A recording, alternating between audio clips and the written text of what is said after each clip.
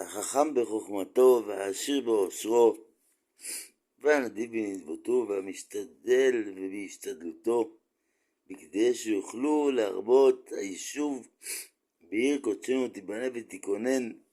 קנו אחוזות, בנו בתים, בתי מחסה לעניים, בתי חסד, בתי תלמוד תורה וישיבות, והעמידו יסודי בתי מדרשות ופתחו שעריהם תמיד כל היום וכל הלילה.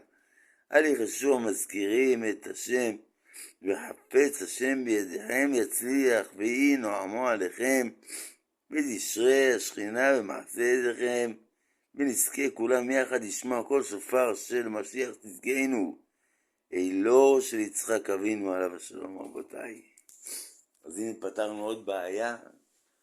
אז הקרן של אלו של אברהם אבינו זה השופר של המשיח.